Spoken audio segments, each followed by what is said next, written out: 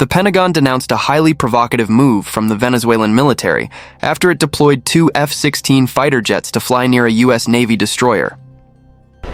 The armed aircraft on Thursday flew over the USS Jason Dunham, an Arleigh Burke-class guided missile destroyer, while sailing through international waters in the Caribbean, an official told Reuters.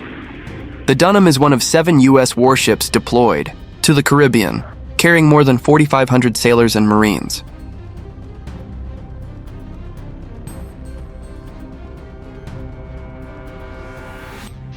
U.S. officials described the move as a show of force, days after President Donald Trump ordered a deadly U.S. military strike against an alleged Venezuelan drug boat in the Caribbean Sea.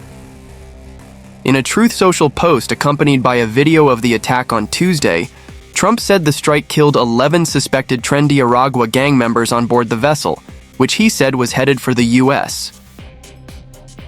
In a statement on X Thursday, the Defense Department, soon to be renamed the Department of War, accused Venezuelan President Nicolas Maduro of deploying the fighter jets to interfere with our counter-narco-terror operations. The cartel running Venezuela is strongly advised not to pursue any further effort to obstruct, deter, or interfere with counter-narcotics and counter-terror operations carried out by the U.S. military. The Trump administration has not offered any legal rationale for its decision to blow up the suspected drug vessel rather than seizing it and apprehending its crew.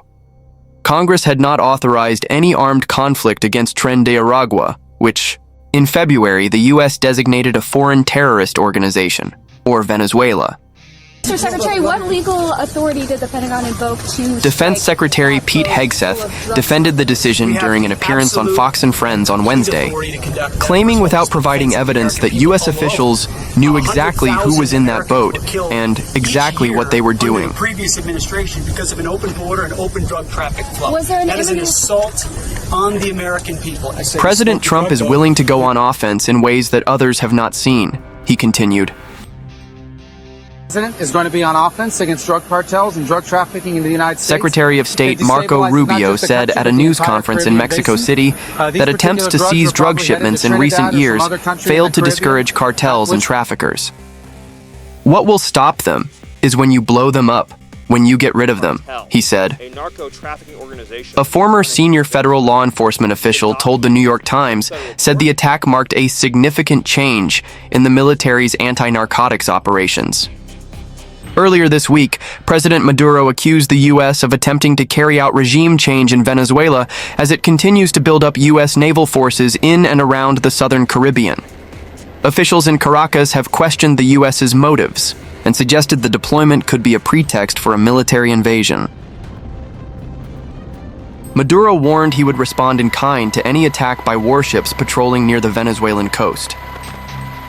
In the face of this maximum military pressure, we have declared maximum preparedness for the defense of Venezuela, he said, adding that he would declare a republic in arms without providing further details.